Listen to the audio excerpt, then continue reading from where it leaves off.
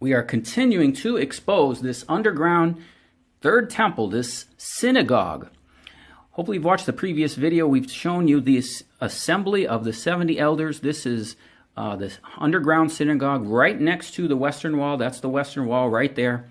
There's an altar. There's seats for 70 and seats for 24, perfectly described in Ezekiel chapter 8. If you don't know what we're talking about, watch the previous video.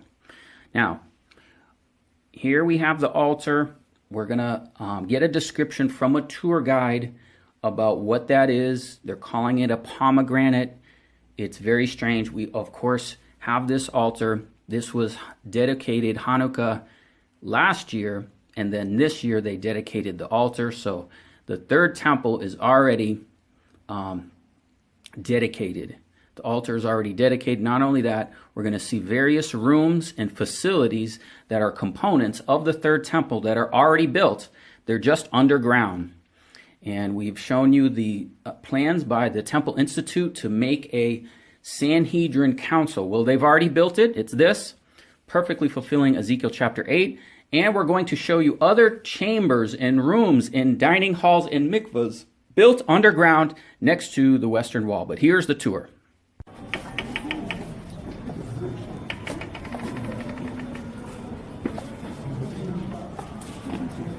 אני חייבת עוד פלגים.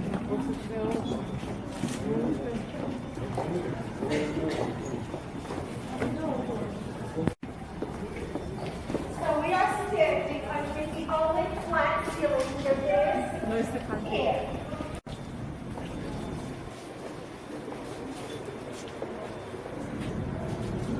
Who asked me about the round? Come here. This is a pomegranate. I don't know if Gershon spoke to it. This is a pomegranate. This is the art that holds the Torah scroll. It's made of Hebrew letters all around. White pomegranates, one of the very famous fruits that Israel is blessed with. It's just one pomegranate in the Shuk Machane that weighed a kilo. It's 2.2 pounds for one pomegranate. It was not one of the big ones.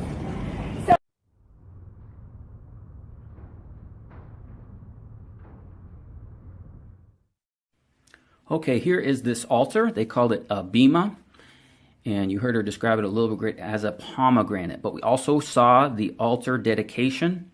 But let's take a look at this altar. We're going to try and give you the best views of it.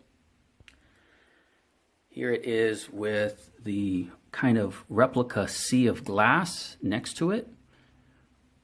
Okay, this is what you see in Ezekiel chapter 1. There was a crystallite. So they're mimicking things around the throne. Another view where you can see above the plastic, and then we'll show you another trip we made, and there was a lot of flooding here. So the water was coming down, and it was trickling down, and the floor filled up with water, and there was maintenance there cleaning it out.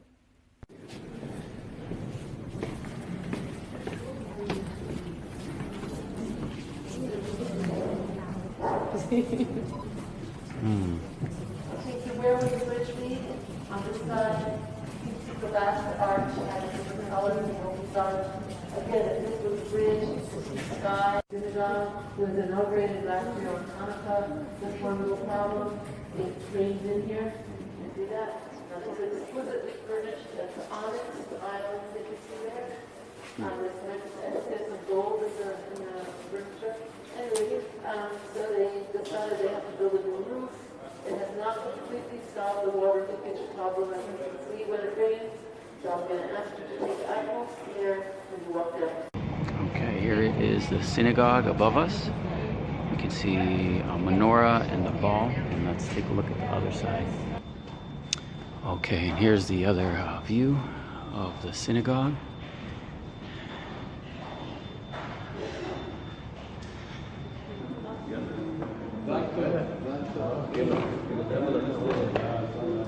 And the other view of the new synagogue.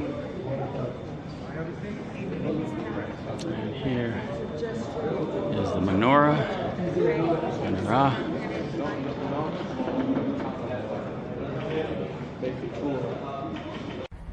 Okay, we're at the location where they dedicated the altar against this wall. This is the location of the pavement stones, Gabbatha, judgment seat, and they have left behind a piece of the altar. How strange. This is aerated concrete. You can see with my hand, it's not heavy. You can, pick it up. And they left this piece behind like a cube. Weird circumstances. Okay, I had to throw that in. Now, what we had there, guys, we were part witnessing this altar dedication that took place on the Jewish last day of Hanukkah, and there were pieces of it they left behind. I had to show you this in the footage. These little blocks, that's what I just showed you. So they dedicated the altar. This was Hanukkah, and that whole other Sanhedrin council they dedicated last year, this whole synagogue. You can see this is a Hanukkah. It's got 9. We've shown you this, but the synagogue and everything we've just shown you is a pattern of something they had in the temple. A room like this, they're not exactly certain, but something like this, to where you have a circular pattern of seating of 70 elders. You have 2 scribe tables, and then you had the students of law. Okay, and these are probably the students of law or the 24 elders. So all that is in this synagogue. Okay, even in this photograph we can see the circular pattern, the scribe table, and then back behind this area over here, there was 24. So all this is the pattern of what they said they would build, and they have. Okay, again, other views of this that we've shown you. Then we come to something else, which is this. Beneath the western wall, underground, there are entire facilities, dining halls and rooms, ritual baths, all underneath this area in the western wall. This is all, you just walk by this in the tour, you just walk by, you'll see it. When I saw it, I got some video, and it's just astonishing. This was all debris that was piled up to the ceiling, and they cleared it out, and oh, how convenient. We have a place for the third temple underground. I mean, that's what's going on, guys. Huge, long dining hall that we have here. All right, so let's take a look. Okay, is everybody here? Okay, so before we go in here, we're not doing the journey. We are doing the journey underneath. This is the journey underneath. We're not sitting here. We're going through the door. Okay, more amazing views of the Western Wall hidden tour.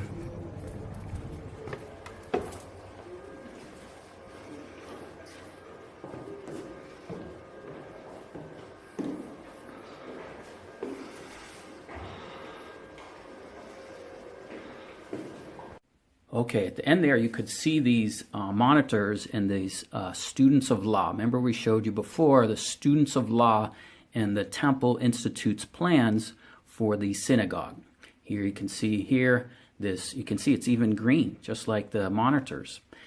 Seats for the students of law.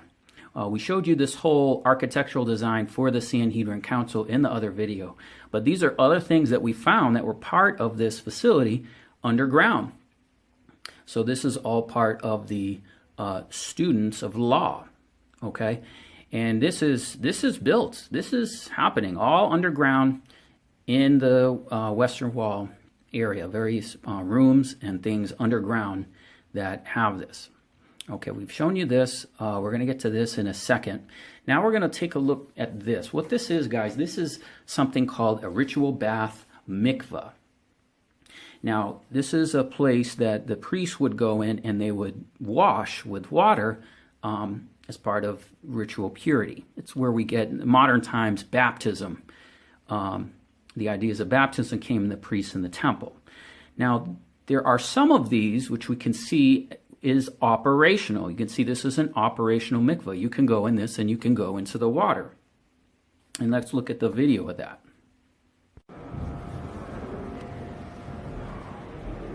Mikveh, operational, tables. And there are other mikvahs which are old, which are part of the kind of description of the tourist aspects of the underground tours. And so this is not an operational mikvah, but this is another example of something that's found in that area where you would walk down and wash. Okay, so this one they're not using as an operational part of the temple like the other ones, but we'll show you some part of the tour. So some of this is part of just the tours that you see, but some of it's actually operational as part of the rooms, chambers, and kitchens in the temple. Like this in Jerusalem, this one in the Davidson Center, one in the city of David, and one up in the Jewish quarter. It's very unique because it's a mikvah. First of all, it's shallow, but it's a mikvah that has staircases all the way around. It's not just up, down, and up like the one here. You see staircases all the way around. Now this is something very unusual.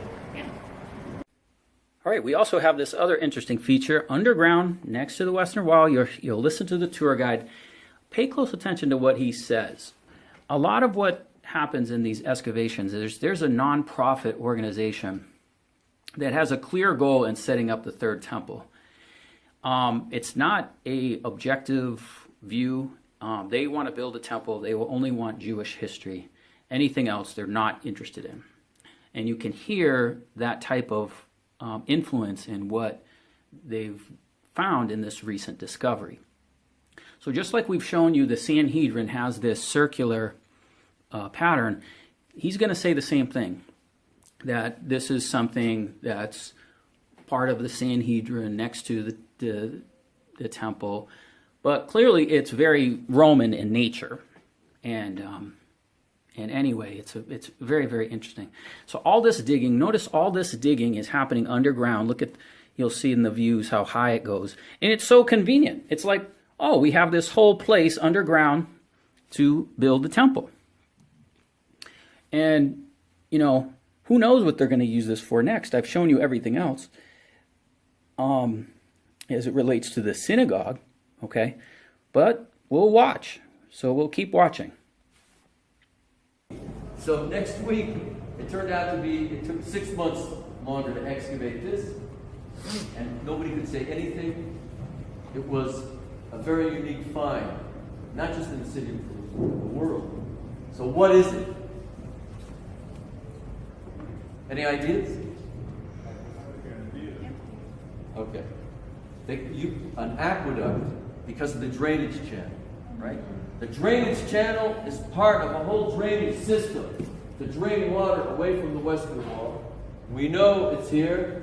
You can walk it up from the city of David, taking water away so the walls don't get undermined.